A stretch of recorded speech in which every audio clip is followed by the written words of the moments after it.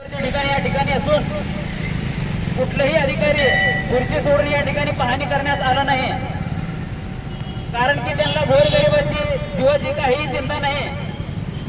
त्यांना वेतन मिळतंय, लाख लाख दीड लाख 2-2 लाख त्या वेतनावर त्यांचं चालतंय. त्यांनी कुठल्याही गोरगरिबाचं जीव गेलं तर त्यांना काही फरक पडत नाही. ह्या अनुषंगानं त्यांना विरोध करण्यासाठी व लोकशाही पद्धतीने आमची मागणी मान्य करण्यासाठी या ठिकाणी बहुत देशीय सेवाभावी संस्थेच्या वतीनं रास्ता रोको आंदोलन होत आहे. हे आंदोलन होत असताना एक साईडची बाजू आम्ही जाणून बुजून मोकळी सोडलेली आहे, कारण की आमची लढाई ही भ्रष्ट अधिकाऱ्यांची आहे. प्रामाणिक जे आपले भारताचे नागरिक आहेत त्यांच्या विरोधात आमची कुठलीही संस्था काम करत नाही, याचाच आम्हाला एक उद्देश दाखवून द्यायचं होतं. त्यामुळे आज या ठिकाणी जे अधिकारी या रोड संदर्भात आमच्या संस्थेच्या वतीनं निवेदन देण्यात आलेलं आहे, त्यांना एक इशारा देतो की आमची ही मागणी स्वतःसाठी न करता समाजासाठी करत आहोत, याची भान कदाचित आपल्याला दिसत नाही.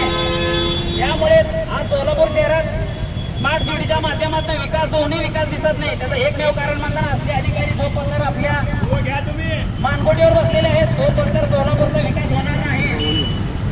कारण या ठिकाणी जे अपघात होते झाल्यावर कुठल्या तरी लहान लेकरून चुकलेला गुडघ्याला मार लागणं व हाताला मार लागणं हे खूप दुर्दैवाची गोष्ट आहे.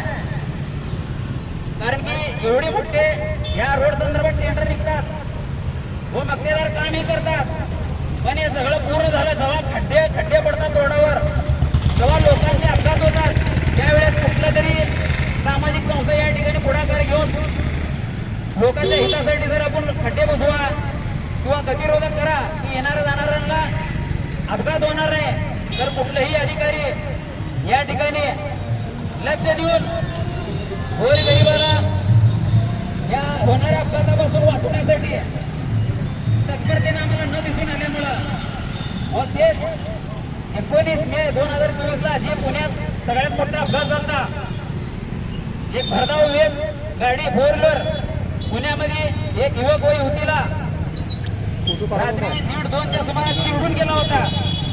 पण त्याचा निकाल आपण बघत आहात, कोर्टाकडनं त्याला काय म्हणून सोडण्यात आलं. अवघं 17 वर्ष 8 महिन्याचा त्याला चिमुकला म्हणून सगळ्या महाराष्ट्रासमोर मांडण्यात आलं. विचार करा मित्रांनो, एकीकडं रोडवर फिरत असलेल्या लोकांना आपल्या गाडीखाली चिरडाचं व दुसरीकडनं म्हणाचं मी अल्पवयीन आहे, तर कोर्टाने त्याला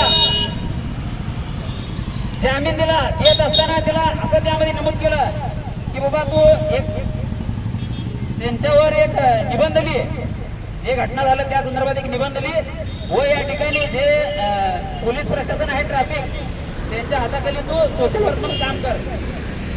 कदाचित ही भावना गोरगरिबांच्या मनामध्ये रोज पैदा करू शकते.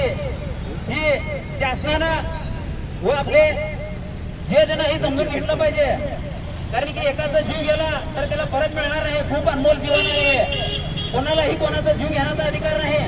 व तसेच हे अधिकारी लोक सोलापूर महानगरपालिकेतले कुठल्याही पद्धतीनं कुठल्याही संस्थेला न सहकार्य करण्याचा आम्हाला अत्याधिक कारण कळणार नाही.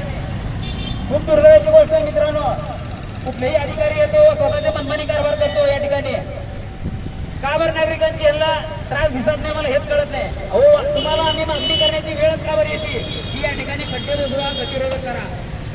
कारण की प्रत्येक रोड होत असताना त्या ठिकाणी त्या रोडचे जे कोणी मक्तेदार असतील किंवा कोणीही टेंडर पास करत असतील त्या ठिकाणी अधिकाऱ्यांच्या माध्यमातून त्या रोडची पाहणी केली जाते. पहिली गोष्ट काय काय लोकांच्या हितासाठी या रोड संदर्भात करायला पाहिजे. फुटपाथ असू दे, डिवायडर असू दे किंवा गतिरोधक असू दे, हे का बरं मला मागणीच्या तीव्र मागणी करून मांडावं लागत, हे मला अजून पत्र हे कळालं नाही.